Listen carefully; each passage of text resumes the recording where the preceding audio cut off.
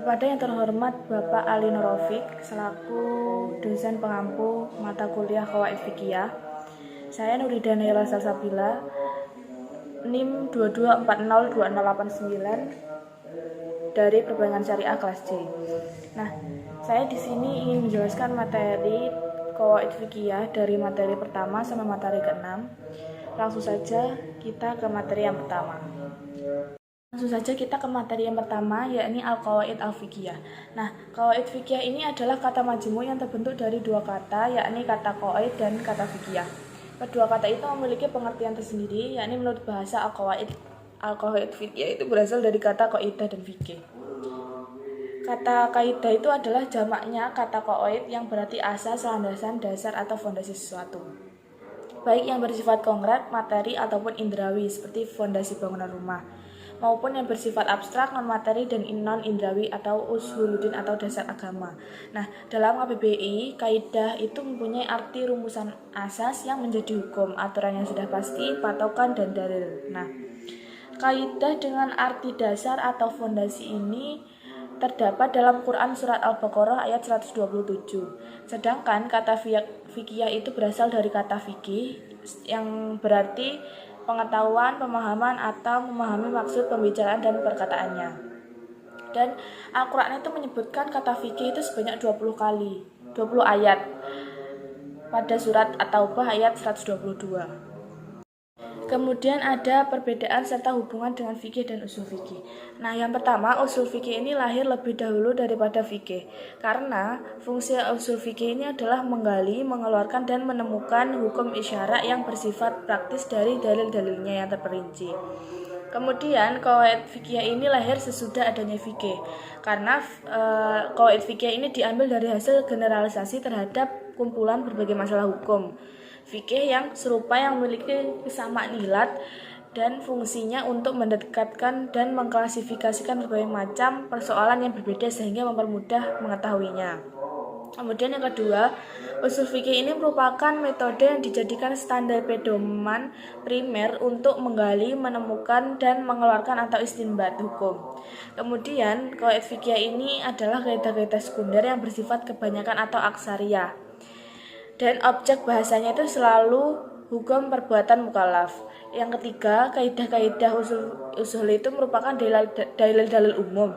Sedangkan qawaid fiqhiyah itu merupakan hukum-hukum umum.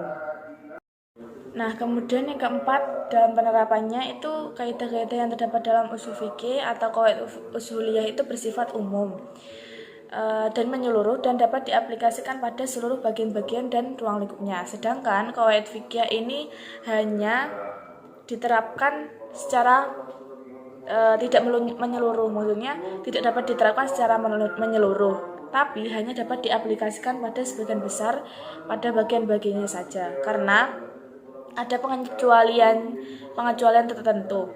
Kemudian ada hubungan antara usul fikih dan qawaid fikih ini tidak dapat dipisahkan karena berkaitan antara satu dengan yang lainnya. Karena dasarnya yang menjadi pokok pembicaraan itu adalah hukum syara atau fikih, yaitu ilmu-ilmu tersebut berbicara tentang hukum syara seperti itu. Selanjutnya ada sejarah pertumbuhan dan perkembangan qawaid fikih. Menurut ahli Ahmad Al-Nadwi, secara garis besar itu ada 3 periode. Yang pertama ada fase pertumbuhan dan pembentukan abad 1 sampai 3 Hijriah. Nah, pada dasarnya peletakan batu dasar ilmu qawaid ini telah dimulai sejak abad pertama Hijriah, yaitu sejak masa Rasulullah SAW, sahabat dan tabi'in. Nah, dari uraian pernyataan berikut, yang pertama, kaidah fikih itu telah ada semenjak masa ulama mutaqaddimin abad 1, 2, dan abad 3 Hijriah, meskipun belum dikenal sebagai kaidah dan belum menjadi satu disiplin ilmu tersendiri. Kemudian, perkembangan qawaid fikih ini dapat ditelusuri lewat pernyataan-pernyataan para ulama di atas karena mereka adalah rujukan pertama ilmu ini. Kemudian beberapa kaidah itu yang dibentuk para ulama mutaqaddimin, terutama apa yang disampaikan oleh Imam Ahmad bin Hambal dan Imam Syafi'i, yang merupakan beberapa kaidah ulama mutaakhirin. Kemudian yang selanjutnya ada asar dan pernyataan para ulama mutaqaddimin menjadi rujukan ulama yang membentuk, mengumpulkan, dan mengkodifikasikan qawaid fikih. Kemudian ada fase yang kedua, yaitu fase perkembangan dan pembukuan abad ke-4 sampai abad ke-12 Hijriah. Awal mula qawaid ini menjadi disiplin ilmu tersendiri dan dibukukan terjadi pada abad ke-4. Kemudian ulama pertama yang melakukan pembukuan ilmu qawaid ini adalah ulama dari mazhab Hanafi, yaitu Abu Hasan Al-Karki, yaitu wafat tahun 340 Hijriah. Kemudian al-qawaid ini semakin mengalami perkembangan. Kemudian pada abad ke-7 ini qawaid fikih mengalami perkembangan yang sangat signifikan, walaupun terlalu dini untuk dikatakan matang, tapi abad ke-8 itu ilmu qawaid itu mengalami masa keemasan yang ditandai dengan banyak permunculan kitab-kitab qawaid fikih. Kemudian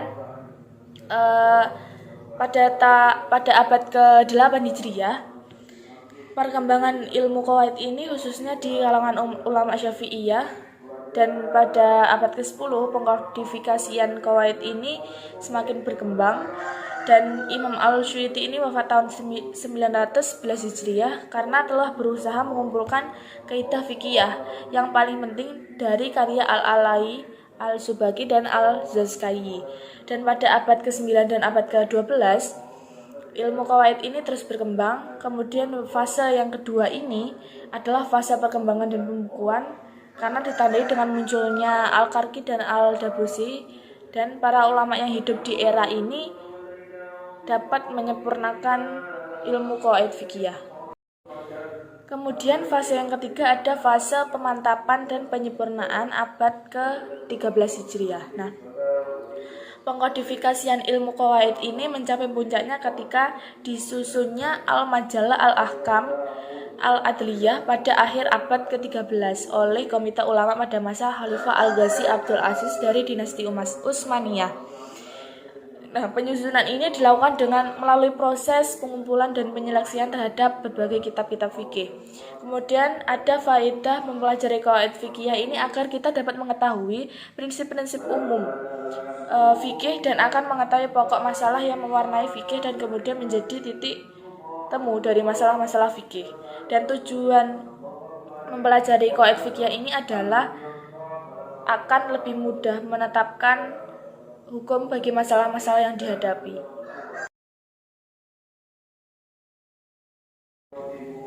Selanjutnya materi yang kedua adalah al-umuru bimaqasidiha. Niat secara etimologi itu adalah kesengajaan atau tujuan. Sedangkan dalam pengertian itu niat adalah ketepatan hati untuk melaksanakan sesuatu. Secara terminologi, lafaz al-umuru itu merupakan bentuk dari lafaz al-amru yang berarti keadaan, kebutuhan, peristiwa, dan perbuatan.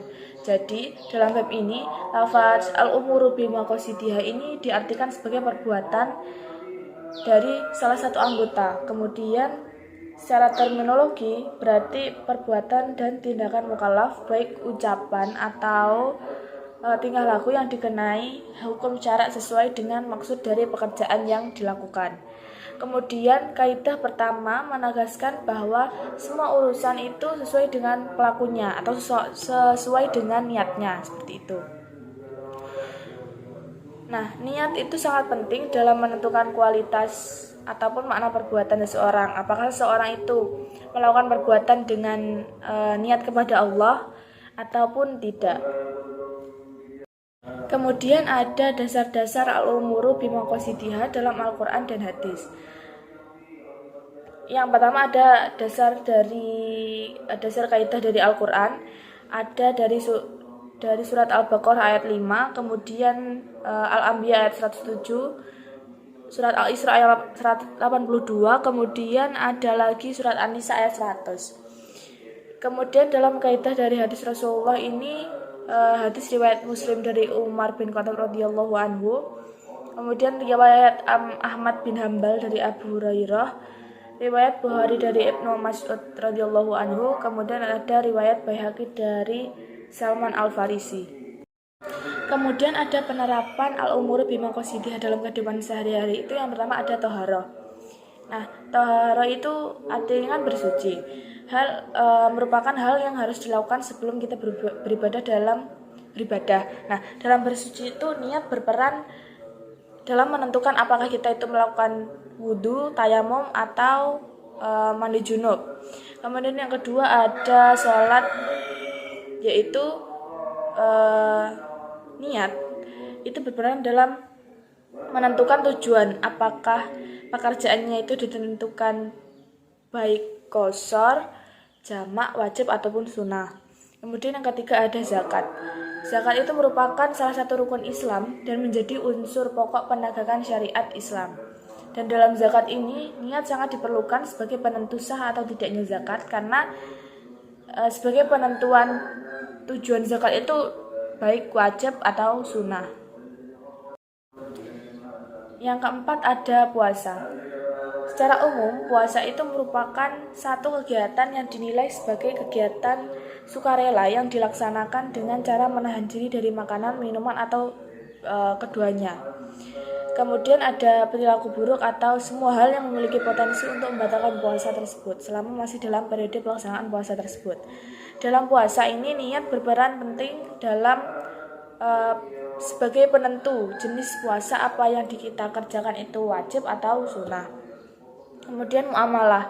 Dalam urusan muamalah ini niat berperan sebagai tujuan persepakatan baik dalam pernikahan, talak, wakaf, jual beli, sewa menyewa, perwakilan, dan utang piutang.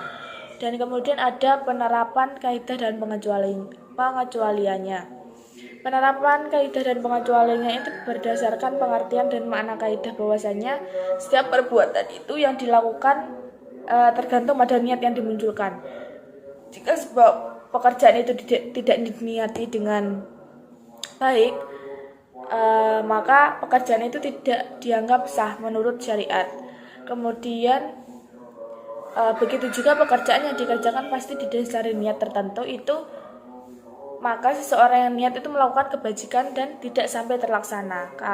Tetapi syariat yang tetap memberi penghargaan padanya itu menghadiahkan satu pahala.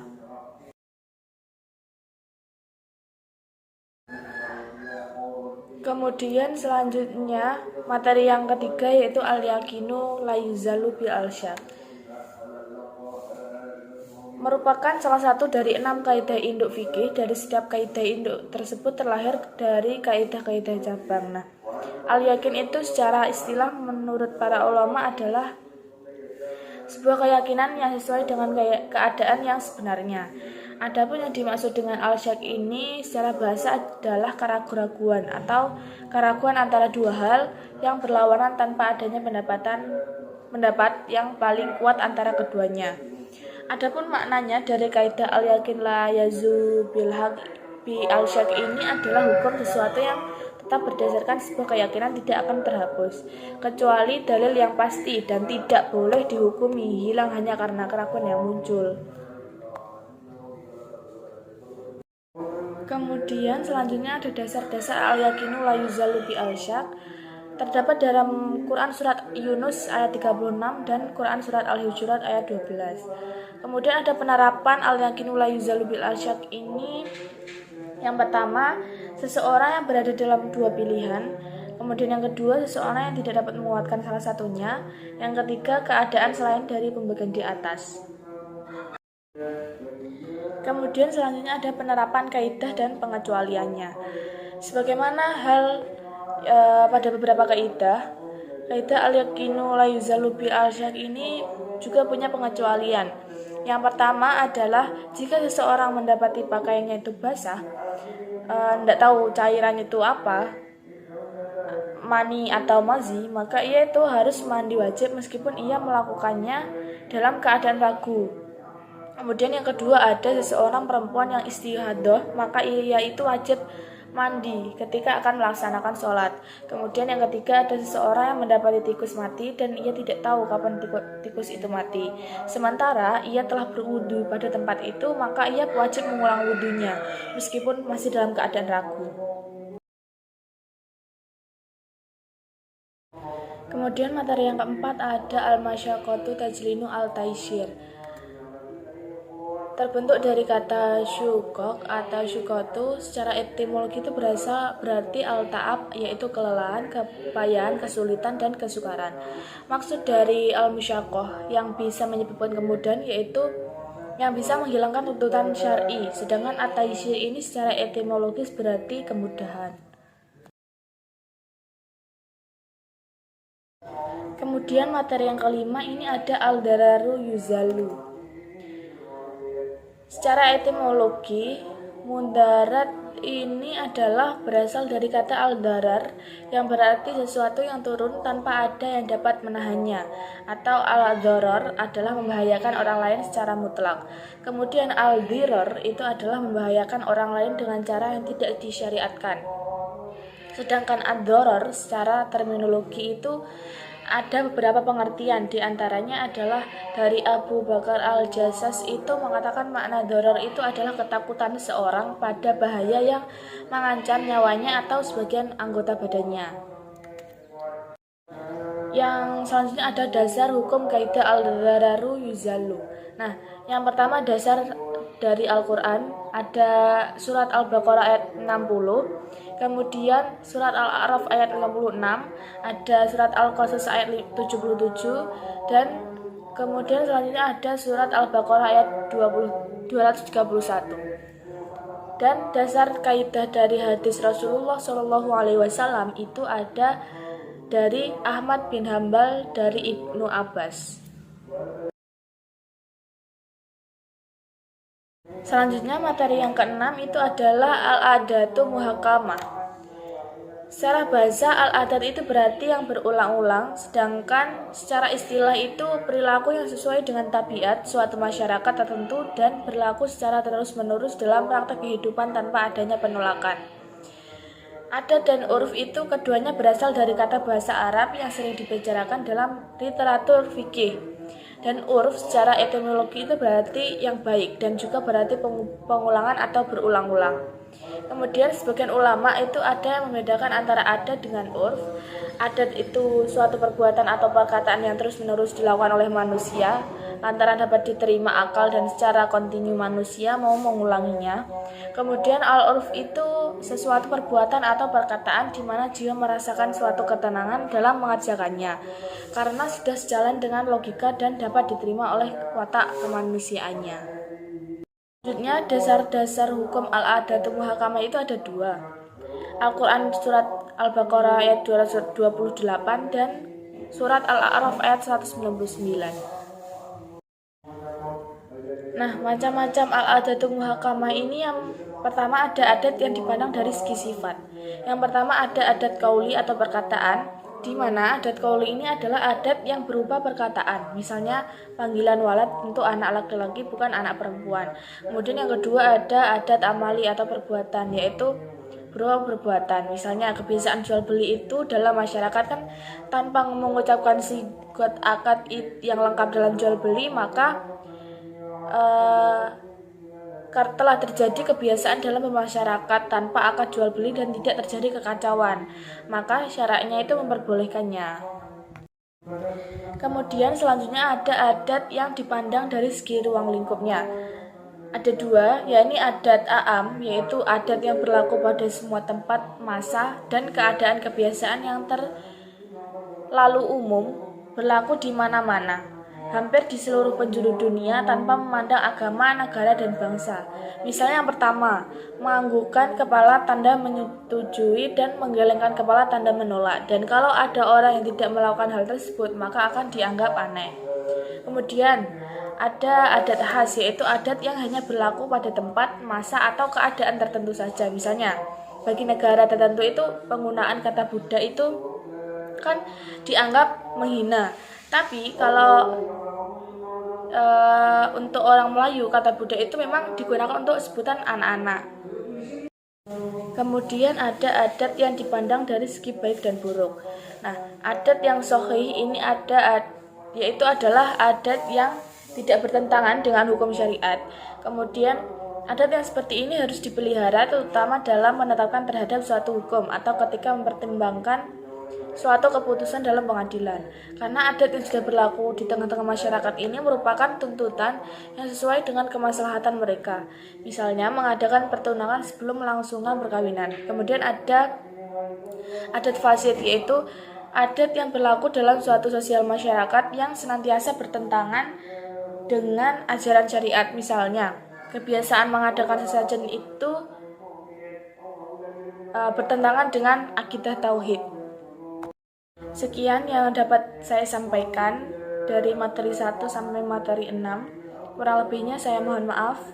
Billahi taufik wal hidayah. Wassalamualaikum warahmatullahi wabarakatuh.